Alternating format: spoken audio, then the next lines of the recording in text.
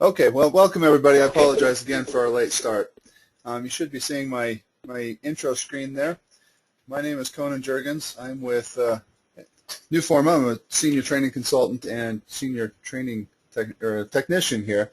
Probably dealt with some or talked to some of you on Monday when we did our basic training, or probably most of you. So today we're going to dive into the project team and basic info exchange. So info exchange. Quick question. Yeah, go ahead. Is this a continuation of the training on Monday or a duplication of it? It's a continuation. So we're going to add some information to what you've already learned. All right, I missed the Monday's training, so okay. Yeah, that's why I think there was some confusion, because Monday, it sounded like some people had some technical difficulties getting in, but we weren't aware of it, and we were running the training, nobody really was aware that there were any problems with some people connecting. So that was me. It wouldn't let me open it up. Oh, It okay. kept saying that it had to have permission from the Resco to open that software.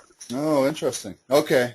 And I knew somebody opened a case, and so that's what kicked off a bunch of rescheduling, but it was a reschedule for Monday's class. And so once we figured out, well, we've got the recording, we'd sent that over, everybody figured everything was fine. And so, and since Deb was out, I think they canceled the wrong one. So this wasn't even on my schedule for today at all. So like I said, I'm really sorry to you guys that this is kind of putting you behind. So this is a continuation. So what we're going to talk about today, if you did miss Mondays, it shouldn't put you way behind. This is going to be kind of sideways from where we were at on Monday. It'll just be an addition to. So I think it'll be worth your while to go ahead and sit in this one, then watch the recording for Mondays. So when we're talking about info exchange, you actually have a second server that is an info exchange server. And you're probably all kind of familiar with FTP, or you may very well be familiar with FTP. And there are, the capability with FTP was the idea of being able to put information out on a web-based server where people can get access to information. There's some inherent issues with FTP. It's kind of it's a technology that allows you to send those large files out. But a lot of times that information just kind of sits out there. It doesn't get well managed a lot of times. Maybe starts getting aged and nobody's making sure that it's off of there. So Info Exchange is designed to allow you to do those large file transfers. And so today we'll be doing sending and receiving some file transfers. And like I said, it's kind of like an FTP site, but much more, many more advantages to using it over an FTP. And by using, sorry, go ahead. What's the limit on the megs then on when you say large files? Yeah, by default it's set at, I want to say it's set at 2 gigs. It can be set higher than that if you want, but 2 gigs is, as you probably are aware, is very good size. Yep. And that's on a per file basis. So yeah, so 2 gig limitation on that. Okay. So obviously, with email, you can't send 2 gigs worth of information out in a single email. So this is really advantageous, too, for you to be able to send out that larger amounts of information at a given time. One of the more important things, though, is the tracking capability. Like I said, with FTP, sometimes that isn't always so great. But with Info Exchange now, you'll be able to see who sent what, when they sent it, and you'll be able to determine who downloaded it successfully as well. Keep track throughout the course of the project as to what's been received.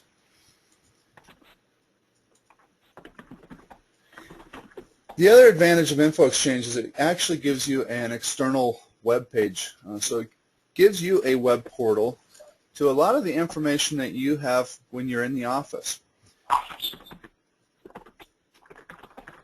It also gives you that advantage to your external users as well. So there's a lot of information sitting out there that you may want to share on a regular basis with your external users. So it acts as a nice portal of information for you, both internally and externally. So what we're going to talk about today, we'll start with the project team. And the reason we do is because the project team is really where you establish those, the ability for users to get access to your Info Exchange web server. But we also want to make sure that when we're working with the project team, we're also establishing permissions. Because since you're starting to put all this information out on the internet, basically, you don't necessarily want everybody to have access to everything. In fact, in most cases, you don't. We'll also then spend time in the Info Exchange Activity Center. We're going to do some basic file transfers first. We'll show you how to send files as well as receive incoming files. And then also show you how that web portal works. So show you the external person's perspective, what they can receive, what they can see, as well as how you can access that website to access various amounts of information as well. So with that, I'm going to go ahead and switch over to my Info Exchange, or sorry, my new Forma desktop. Conan, if I may. Yes, go ahead. Ladies and gentlemen, can you please mute your phones? Conan is very good about providing breaks here and there between sections to offer up for questions, but there's some feedback coming through the speaker, and this is a recorded session, so we'd like it to be clean for people who view it later. Thanks, I appreciate that. So you should be seeing my new Forma desktop now. I'm in that same project, that Alpen Grove project that we were working with on Monday during our training. And as I mentioned, we're going to start with the project team. So the project team is essentially a location where you can keep track of all of those individuals who are part of the project. So this can be advantageous to you for a number of different reasons. It really establishes and gives you a nice list of the people who are on the project, the roles that they play, allows you to do some grouping. It can be your email list, your contacts list, so gives you all of that functionality like you might be accustomed to using maybe through your Outlook. And that does give you the ability to do some of those things. We're not going to spend a lot of time in the project team today because, as I mentioned, what we're really focused on in terms of the project team is why we would use it with relation to Info Exchange. So adding team members to your project team is a simple matter of just on your tasks, going ahead and selecting Add Team Members. And I can select those either from the contacts list or your company list. And these are all coming out of your new Forma global contact directory. So I'm going to go ahead and select a user from here.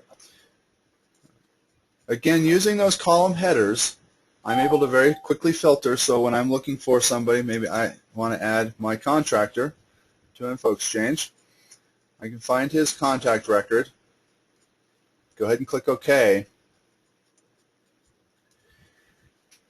And once I add a team member to the contacts list or to my team, it's going to bring up a dialog. It allows me to select whether I want them to be a primary contact in this project or not. What we're most interested in, so for our purposes today, is this second selection here, the new Forma Info Exchange options. So in order to allow somebody access to Info Exchange, we need to check this checkbox. And this is on a per project basis. So that means that this individual that I'm adding to this team will have access to Info Exchange for this project specifically. And then I mentioned, too, that we want to be cautious about what information they're able to get access to. So you will notice that they are automatically given a permission set. So in this case, this is an external user. This is not somebody internal to my company. So by default, he's going to be given this external user permission set. And what that essentially means is, as an external user, he's going to only have limited visibility to information on Info Exchange. And so this member visibility on Info Exchange drop down up above allows me to see what kind of information let me back up. External user is going to imply that he is only able to get to certain amounts of information. Specifically, only information that you've shared with the external user out on Info Exchange. Because as we get out on Info Exchange and I start showing you some of the levels of information available, you're not going to want them to see, for instance, your email log as you start filing email. But you might want them to be able to see any of the email that has been filed to New Forma or to the project that they were involved in. So varying levels of access. You can also establish here whether they are visible to other users through Info Exchange. In other words, whether this contact is also visible to the other members of their own company, to everybody, or you can even hide them from all other team members when they log into Info Exchange. And this will become a little more obvious once we get on to Info Exchange. So I'm going to go ahead and OK that. and it's added that team member for me. When you first open this up, you will notice that if you haven't already added yourself to the project team, in big bold letters up at the top, it's going to invite you to join the project team. Once you do, you're going to get the same dialogue as I just showed you. If you're already on the project team, if somebody's building out these project teams in advance for you, you'll want to just find your team record. So today I'm playing Howard Rourke again. And I want to go ahead and modify my record. Since I'm already on this project team, I want to make sure that I also have access to this info exchange. So if I open up one of those project team member contact records, you'll notice it has my basic contact information. I'm also able to add some additional notes to the contacts. There are some custom fields that I can create. But what we're really most interested in for our purposes is this project roles and permissions. And again, this is that checkbox that I can set to allow myself access to this project on InfoExchange. So even as an internal user, you do not by default have access to your InfoExchange website for a project. You do need to make sure to give yourself access. And again, it's establishing a permission set for me. But you'll notice that that permission set for me as an internal user automatically recognizes that I'm internal to the company. So that establishes my rights a little bit differently than an external user. Essentially, it's going to give me the exact same rights that I would have as I do internal to the office. If I can get to everything inside the office, I should be able to out on InfoExchange as well. By going in and modifying a contact, you'll notice there's one additional option here for me that can be real helpful for you. Right next to that permission set drop-down, I have a view button. And that's going to allow me to see a nice table of what those permissions really are. What does that mean for me? Or if I'm giving it to an external user, what does that mean for the external user? So you'll notice with me as an internal user, it's going to show me the visibility of any of the activity centers that have been made available on your InfoExchange website. And in my case, as an internal user, it's showing everything to me.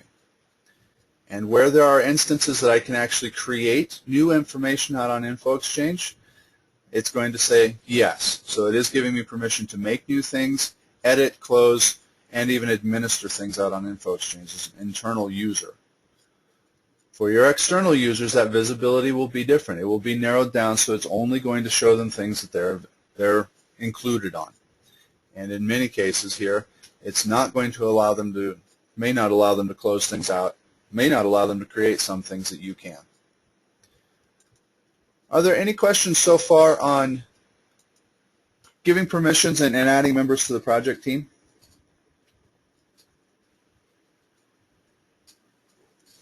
Okay. So that's all we really need to take a look at on the project team. Now that we've given permission to our users out on InfoExchange through the project team, we're going to go back to the project home.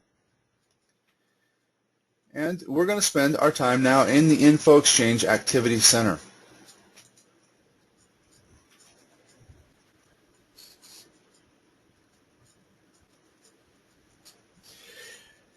So anytime you want to access your InfoExchange, to get access to your InfoExchange website, inside of Newforma, in that InfoExchange Activity Center, you'll notice that my third option here is the InfoExchange website.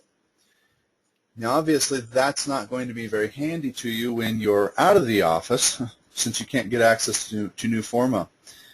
So what I would encourage you to do is once you go to that website here, you will probably want to bookmark this website in your browser, especially if you have a laptop that you take off-site with you.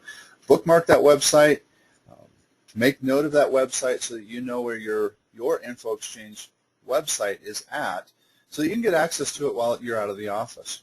Because as I mentioned, it can also be a very good portal of information for you. So let's go ahead and log into InfoExchange, and I'll show you some of the things that you can have access to through that website. By default, your username and password is the same username and password that you use when you're logging into your computer in the morning. It's your network password.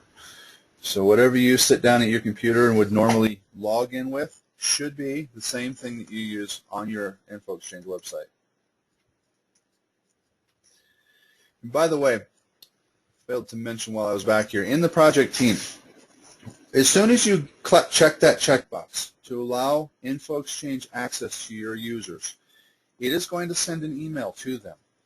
So your internal users will get an email, and the email is basically going to just describe to them, just let them know they've been invited onto your InfoExchange website, give them a brief synopsis of what it is, and it's going to give you that link as well. So this URL or this shortcut will be available in that email. So if you get your email on your phone or other devices, it'd be a good idea probably to keep that email as well, so you have that and can quickly and easily reference that shortcut.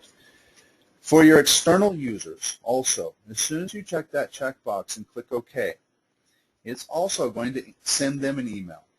Basically the same email. It's going to give them that shortcut to your InfoExchange website, let them know what the reasons for them being invited to it are, some things that they can use it for.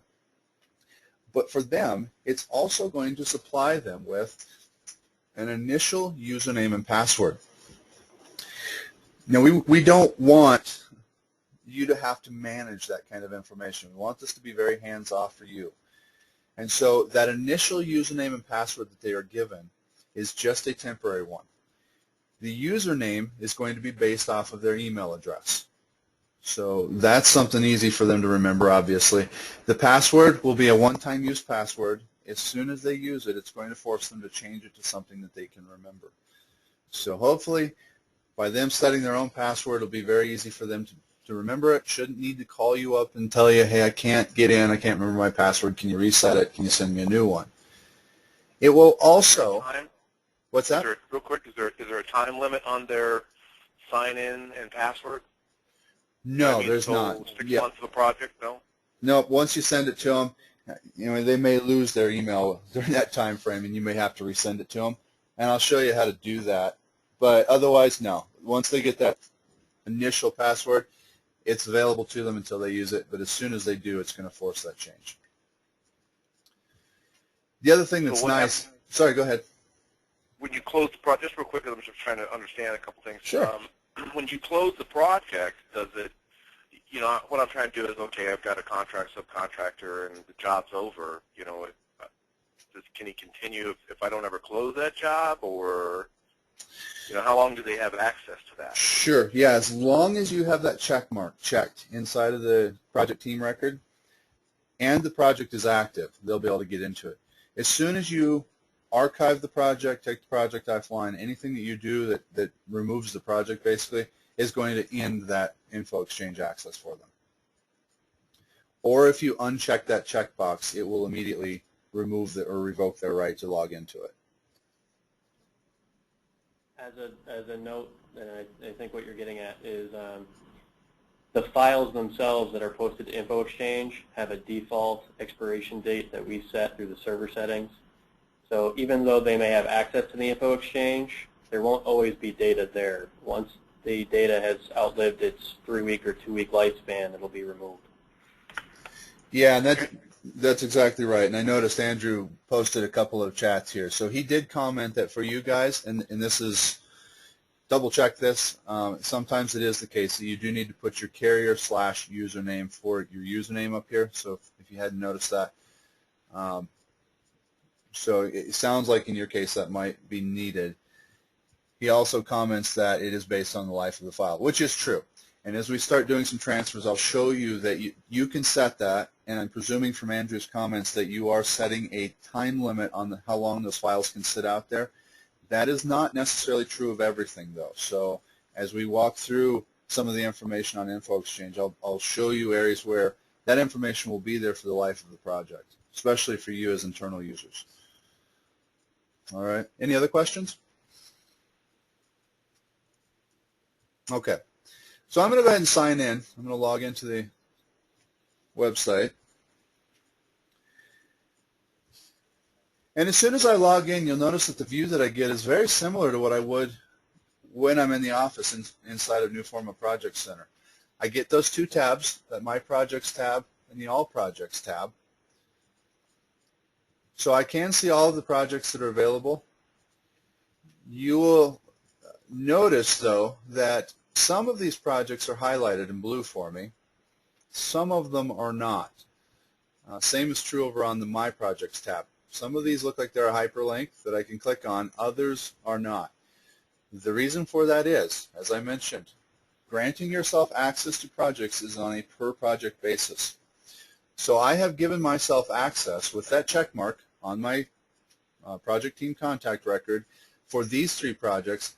I have not given myself info exchange access for this project. So just be very conscious of that. You do have to give yourself access. Your external users are not going to see both of these tabs.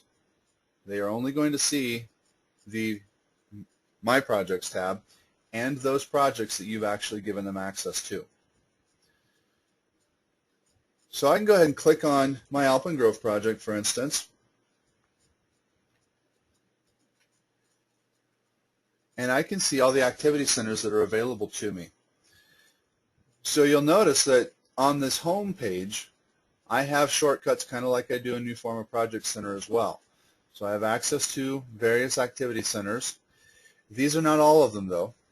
It does comment down here, see send and view pull-down menus for additional. So this is just a subset of those available to me. I can click on view and I can see all of the activity centers that your project administrator has chosen to make available out on InfoExchange. So for instance, as an informational portal, if I wanted to see all of my project email, I can do that. I can open up the project email, and I may have had the same issue on Monday, so again, I apologize. My machine's probably going to run significantly slower than yours does because these are demo boxes and we are running everything in one location. So, but you'll notice I have access to all of my email, just like I would inside of the office. Now again, based on permission sets, because I'm an internal user, I'll have access to everything.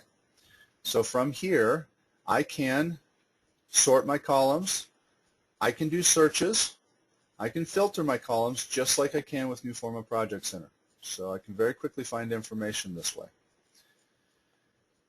There's a message for you. So let's go back into New Forma. We're going to go back into the InfoExchange Activity Center. Just so I'm starting from scratch, I'm going to go ahead and go back out to my project home. And again, we're going into the InfoExchange Activity Center. And we're going to do a basic file transfer. Since that's kind of what our main purpose and reason for wanting to do these file transfers or use InfoExchange is to be able to send large amounts of information to somebody. To do that, I go into the InfoExchange Activity Center, and under my tasks, I'm going to just create a brand new file transfer. Now it's going to pop up for me and ask if I want to fill out a transmittal form. Do you guys typically fill out transmittals for anything leaving your office? Yes. You do, okay. If this isn't already set, it can be set as a default so that this never even asks you. It's just going to automatically force it. I'm going to say yes on mine. The nice thing is with doing a transfer and filling out a transmittal, it doesn't really add any steps for you. It's just simply going to turn the form into a transfer and transmittal form all in one, so it doesn't add any additional work for you. I'm not sure what just happened there. Looks like it might still be coming up, hopefully. I don't think it popped behind. There it is. Popped behind on me. Okay, so this is my transfer form. And as I mentioned, I'm also actually filling out my transmittal at the same time, so it really saves me some steps. I do need to identify who I'm sending this information to. So I can click on the To button, and I can identify anybody out of my project team. So those individuals I've added to the project team, I can also select anybody out of that entire contacts list if I'd like. So it does not have to be somebody on the project team in order to transfer information to them. So I'm going to select that external user that I added. We'll send the file transfer out to Bob. I can also just type an email address in here. So if this is kind of a one-off type of thing, they aren't in our contacts list, in the new form of contacts list, they're not on your project team, I can still just type an email address in here as well. And it will work just fine. Has no problems with that either. Just be aware, it will allow them to download that file. That is not going to give them access to your InfoExchange website. It is only going to give them a download link. If you type in a name to somebody who is not on your project team and does not have access to InfoExchange. So are there any questions about what I just said? Yes, actually. Yeah. Server setting side, if we require on a project that somebody must log in order to download a link and it's a one-off email address, will that by default block that ability? It is going to block that ability. And very astute question. And a little ahead of me, which is great. So you are aware of that yes, as we do these, you can force somebody to have to log into InfoExchange. So then you do want to be cautious of that, obviously. Thanks for bringing that up. It's going to identify who it's coming from, and I do need to put in a subject. So this subject line is going to be the subject line that shows up on the email that they receive, indicating that they've received a file transfer.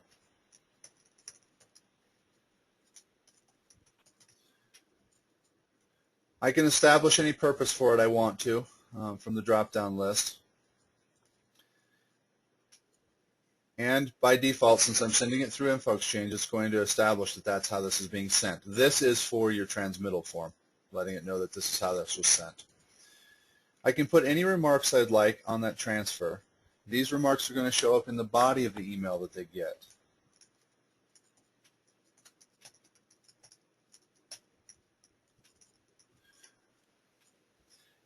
And then, of course, in order to do file transfer, I'm going to want to associate some files with my transfer. Now, I can add files. I can add folders of files as well. So as I mentioned, you can add a lot of information. You can send a lot of data through a file transfer.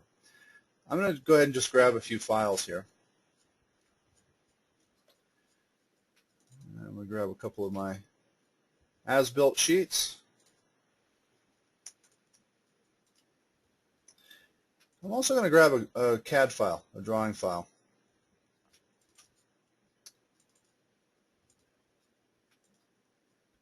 So I can grab several files from anywhere that I like, or entire folders. You'll notice down in the lower portion of my window, it indicates that it can grab external references for me. So where I'm adding a drawing file, the reason I added a drawing file to my transfer is this can go out and grab all those external reference files for me when it does the transfer. So rather than me having to go grab that drawing file and any of those external reference files myself manually try to figure that out, this will go do it for me. And then I can choose to either include them, all of them, or only certain ones of them. So I'm going to go ahead and, now that I've gotten all of my data selected, I'm going to go ahead and create my transfer.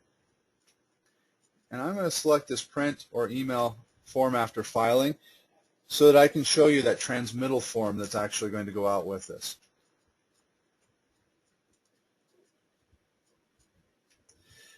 Anytime I send information through InfoExchange, it is going to bring up this transfer to InfoExchange options. I'm going to spend a few minutes going through this so you're aware of what this does. And part of this is what was just mentioned about being able to kind of restrict who can get access to your information. The upper portion, you notice I established who I'm actually sending this to. I'm sending it to Bob, my external user. This upper section is allowing me to identify whether or not I want to also include additional people in that transfer. Even though I'm not sending it specifically and directly to them, it is going to allow me to expand that availability out through InfoExchange. So the default option, the top option, only the specified recipient, means that only the person who I'm sending this to, if he were to log into InfoExchange, he's the only one who's actually going to have access to this file transfer.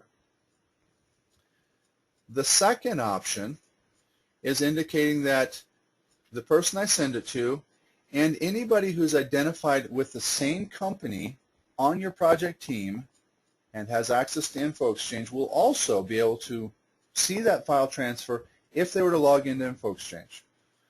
So they're not getting notification that this transfer has been done, but it's just saying that if they log into InfoExchange, if they have access, they also could see this file transfer and the data that's associated with it. And then this last option that I'll point out here, all project team members means anybody on your project team who you've given access to InfoExchange. If they were to log into InfoExchange, they'll also be able to see that file transfer. So like I mentioned, it's just broadening that out. Now I have turned on for mine, just for demonstration purposes, that I can also give public access. This is not going to be on by default on your system. What that would allow me to do, though, is just open this up so that I could send transfers out to somebody who can anonymously log in, just grab the file. It's just kind of opening it up like an FTP would. But like I said, this is not an option by default. This will normally be grayed out for you. Are there any questions about what this upper portion does? Okay. The next checkbox for me, allow recipients to download partial contents. What that means is, as in my case, I've sent out multiple files with this file transfer. If this is unchecked, it is going to force the recipient to take all of those files at one time. It is not going to allow them to pick and choose. So that could be real important to you if you're sending out something where all the files are critical, maybe a bid set or something like that. I don't want them to accidentally miss any of the files. I want to ensure that they get every single one. If I check this checkbox, it will allow them to pick and choose the files that they actually want to download, they actually want to receive. And then the second checkbox here, this is doing that cleanup for me. So it's allowing me to set an expiration date on the information that is sitting on my InfoExchange website. So from Andrew's comments, I would guess that this is probably a default for you, that you've got this set for a certain time period and it's turned on. You can edit it. So I can make a change to it. So if that expiration date of 14 days is not long enough, maybe this is a bid set that's going out for the next 30 days, I need it to be out there. Once that time is up, I want that to expire. I don't want that aged data sitting out on my server anymore. So I can edit that. I can change my expiration time. I can also have it send reminders. So by default here on mine, it's going to send a reminder to the recipient 8 days. Within 8 days, or in 8 days, it'll start sending a reminder to them to let them know that you need to get this downloaded. And I can choose who all gets notified of that. I can have it notify the recipient as well as me to let me know did they download it or not. So this can be real handy because it's going to notify them that they need to get this information downloaded. You'll just want to be careful with any of these notifications though, because as you notice here, it's going to start sending them a reminder within 8 days that they need to get this downloaded. It's going to send them one every day until they download it, until this expires out. So real handy to let them know. So like I said, this is very hands-off. It's going to clean the server up for you. It's going to send notifications for you, and you don't have to worry about any of that. Are there any questions about that upper portion at all? Okay. Finally, the notification options, the one that is really critical here is this require InfoExchange login to download. So this is what was commented on earlier. If I select this, if I require that my recipients download or log into InfoExchange, there's a couple things that happen here. When I send a transfer to somebody, they get an email notification, and I'll show you that here in a minute. But it's going to give them a shortcut, a couple of shortcuts. It'll give them a shortcut to just download those files. That's going to start an automatic download. It will also give them a shortcut to your InfoExchange website.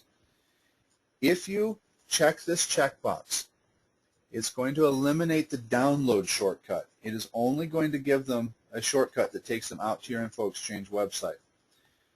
So where this is to your advantage is that if this is sensitive information and you only want the recipient to get access to it or somebody who can log into InfoExchange, you can check that checkbox.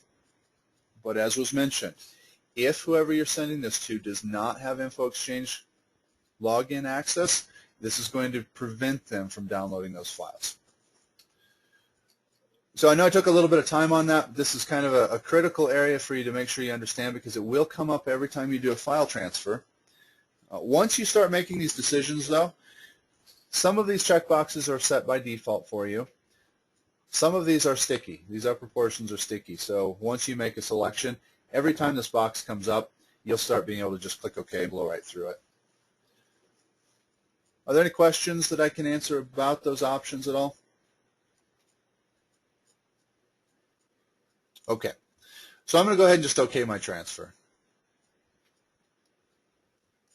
You'll notice what it was doing now is scanning and looking for any of those external reference files for that drawing file. It does still give me the option to pick them or not. So I went out and found them. Some of them are missing in my case. I don't really need to send my TrueType font. I don't need to send that file. I'll go ahead and send these files along with it. So let's grab those extracts, and I can just go ahead and click continue.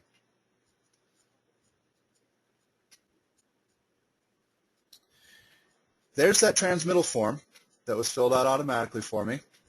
So my recipient will receive the transmittal, and you'll notice I'm getting notifications now that InfoExchange information is uploaded. It's now available out on InfoExchange for my user to download. So I'm going to close out of my email, and I'm going to open up Bob Welder's email.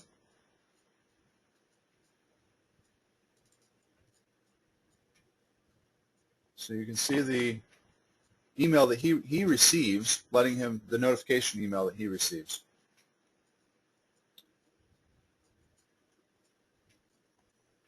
I'll open up my Howard one again. Let me try that one more time.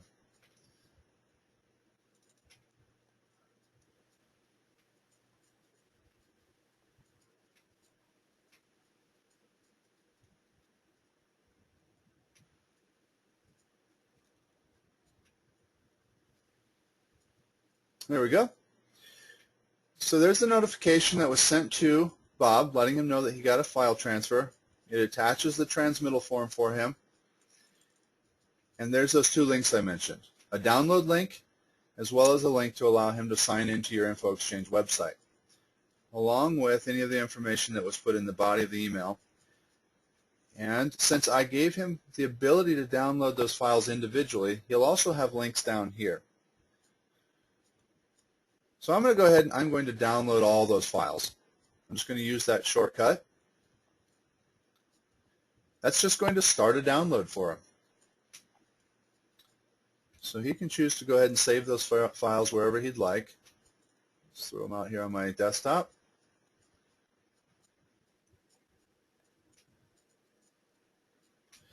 Now that download's complete, let's go back into InfoExchange. And I want to see now, part of what I mentioned was very valuable and useful to me, was to be able to see what's happened with this information now that I've transferred it out of my office. So in InfoExchange, in New Forma, I want to change my filter view. That was an outgoing transfer. So I want to take a look at all of the outgoing transfers.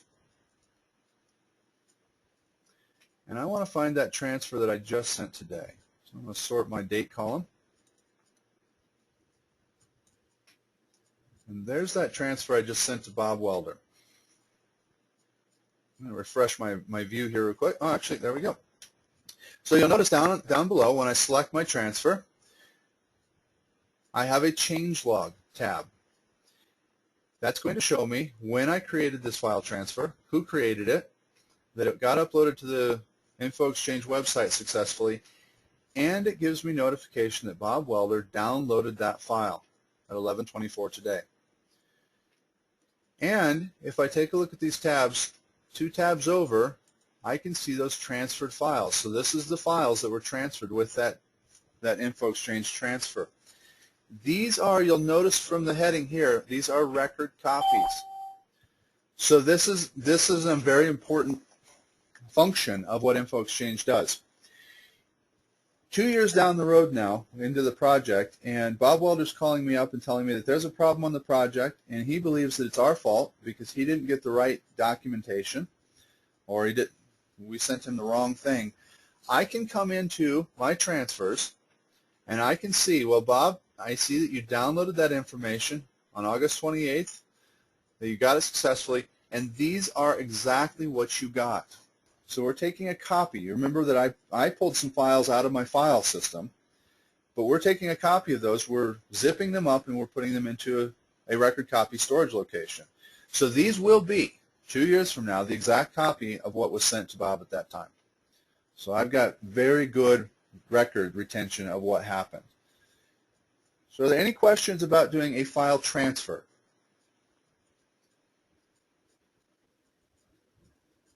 Okay. Let's reverse that around then. I may also want to receive transfers or files coming back in. So I'm going to come back out to Info Exchange and close this window. I'm going to log out as me, as the internal user. And I'm going to log in as that external user, as Bob Welder.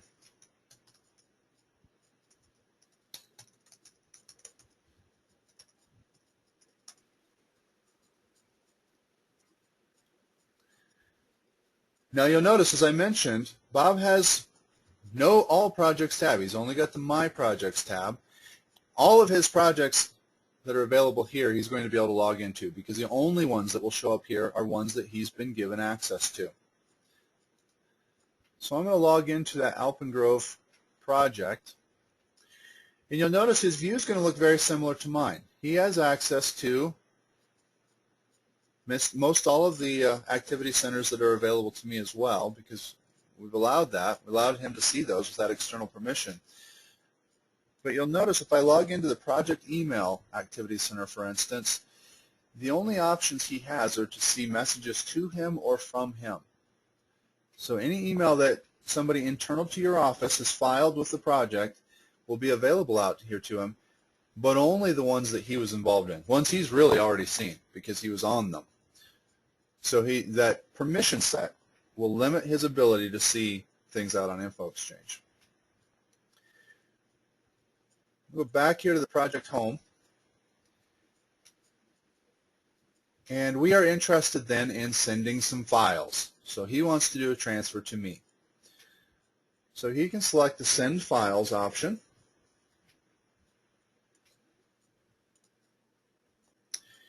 And he's going to get a form very similar to mine. So he needs to put in a subject.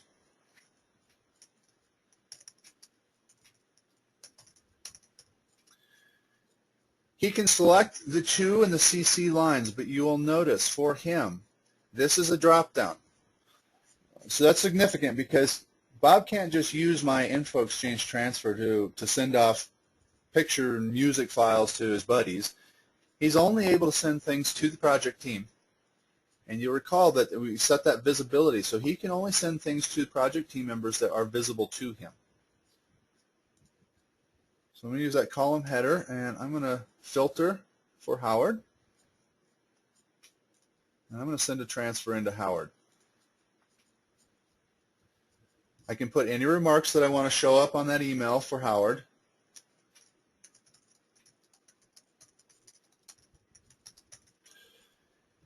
And then I can add files. So he can grab any files from wherever, his desktop, his file server, and then go ahead and send those files. Gives him notification, just lets him know that those files are being successfully uploaded. Once that project or that progress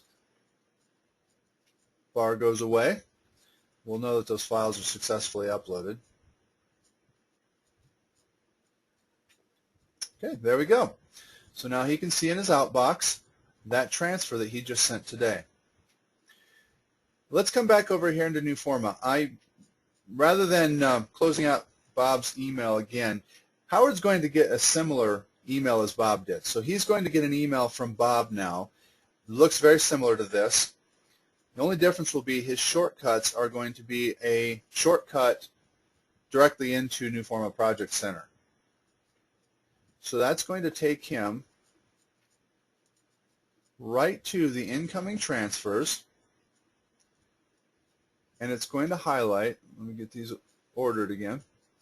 So that's going to take me with that shortcut directly to this pending incoming transfer.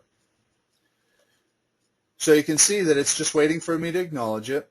I do have the ability to send an acknowledged receipt back to Bob Welder just to let him know that I did get these files. But you'll notice that down here on my Transferred Files tab, that file's already here. I can open it up, I can work with it, I can save it somewhere else if I need to. Again, this is being saved as a record copy for me. And I can see the changelog, who uploaded it, when it was done. Are there any questions about doing that transfer up?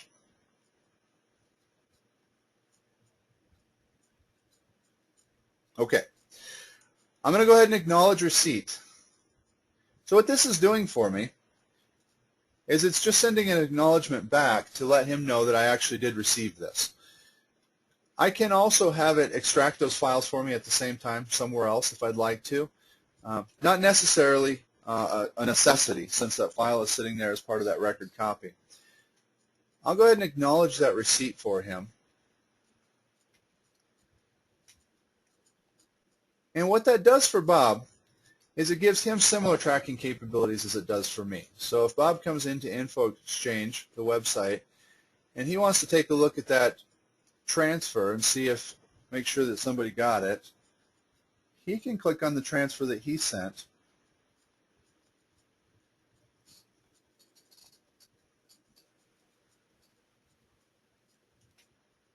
He's going to be able to see any remarks that he put with it, those files that he sent, and he's also got a changelog tab. So now he can see that Howard Rourke did in fact actually receive that file and when he got it. So nice tracking capabilities for everybody who's involved in these file transfers. So are there any questions that I can answer about doing Info Exchange transfers, either sending them or receiving them?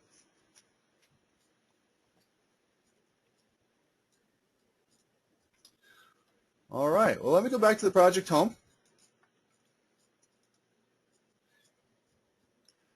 Did have one question come up that I want to come back and I want to address. So the one question that did get asked was about, or was alluded to at least, is resending a password. If somebody did fail to log into my Info Exchange website, they had that email, but 6 months down the road they realized, you know what, I lost the email, I never did log into the website, I have no idea what my password is.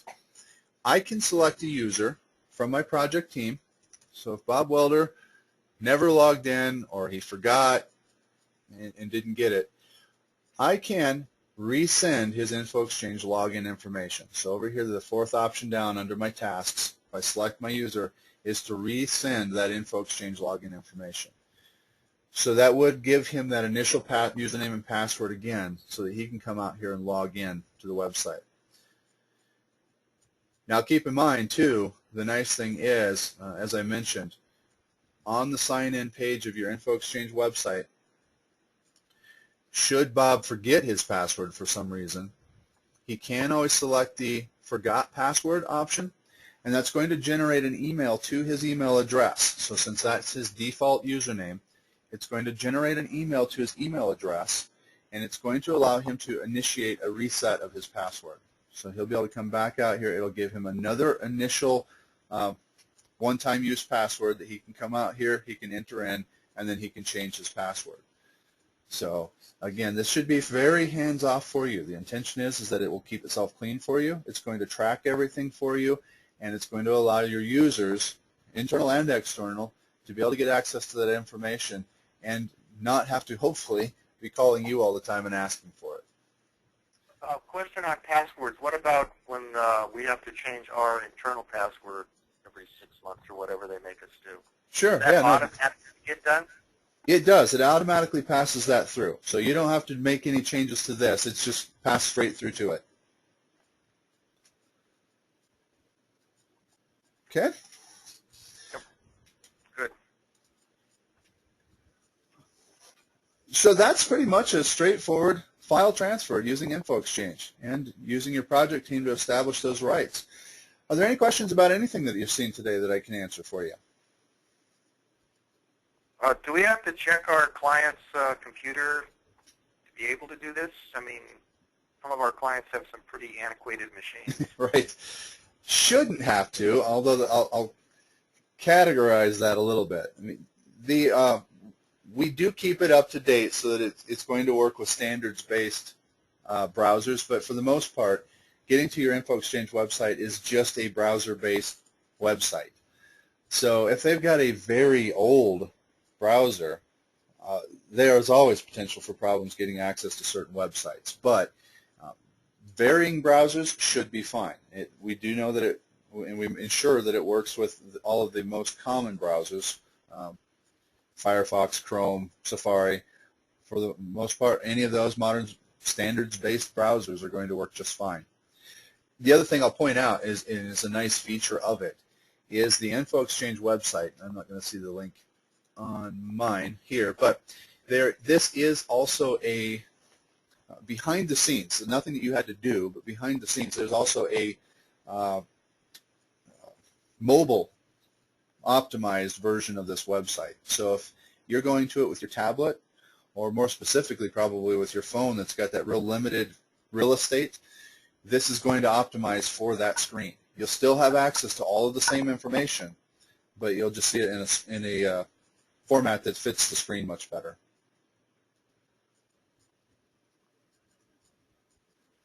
What are the challenges you guys run into with, now we have Bob the welder who's not a real proficient guy and he's 5 states away and he doesn't really understand how to get in there? Sure. Is there a training that we have to give him? Or You can. We actually offer to do that now. We really hadn't in the past because it's pretty intuitive, I would say, but we do offer that option. So you could train them on the use of it. For the most part, because, especially with file transfers, because it does give them that email notification, that should be pretty straightforward. They can either download, they can choose to log in. Once they're in here, there's a lot they can do, a lot of information they can get access to. I have found, just personal experience, I have found that with contractors, subcontractors, even when we have brought them in and done some trainings with them, they picked it up very quickly. They were actually very thrilled because they've been accustomed to, in some cases, some of these field guys are having to get into some of these other web-based logging tools and very frustrated with them. Got in, used this, browsed around a little bit, and within a very quick period of time, they got it, they liked it, it worked really easily for them. It was very smooth.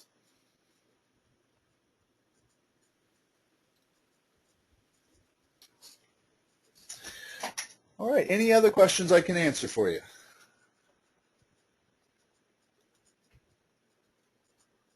All right, well, again, I apologize deeply to you guys for holding you up. I apologize that we had some problems with our scheduling this morning, but hopefully, and I did record the session, so I will get that over to you. And like I mentioned Monday, doing file transfers, once you get in and you start doing a couple of them, you'll find, again, it takes seconds to do them. They're very simple to do, but I definitely encourage you, even if you add yourself as a project team member, maybe your home email address or something, it's always good to try to start using this as soon as possible. So try doing some file transfers, make sure that that's working for you and you have a good grasp of it, and I think you'll see very quickly the benefits of being able to use it. Conan, I just wanted to mention that everybody on the call, we're going to be doing this in a lot more detail as part of the hands-on exercises for the on-site training that's coming up next week. So just wanted to let you know that we did include this as part of the agenda to make sure that everybody's comfortable with not only using the client, but also using the InfoExchange Center to both send, receive, and work with the files in that capacity as well. Because there are times that you'll need to get at information that you won't always want to have your laptop booted up and VPN'd in and all that. This is a very quick way on any internet connection to get into the site and be able to respond to documents and workflow things. Can those of us who did not attend the Monday training get that video or that training session? Should have already been sent to you in a link a couple of days ago. If you give me your name, I can make sure that I resend it. It's Jack, y'all. I certainly will send that to you, Jack. All right. Okay, and Andrew, you want me to send the recording for today to you as well, right? Please. Okay. I will get that over to you as soon as I can get it converted. And was the link? I sent you a link, right, for them to be able to just view it. Yes, you had sent it to Andrew DeLumo, but yeah, we started with the link, and then we came back and actually requested a physical file from you, and we were given a 60 meg video file. Okay, perfect. I just wanted to double check that because I had a couple people ask. So I will get that converted and send over the hard copy for you to have. Yep. Andrew DeLumo is out for the rest of this week, so if you send it to Cabana, that would be good, please. Okay, perfect. Well, Thank you, thanks a everyone. lot, guys.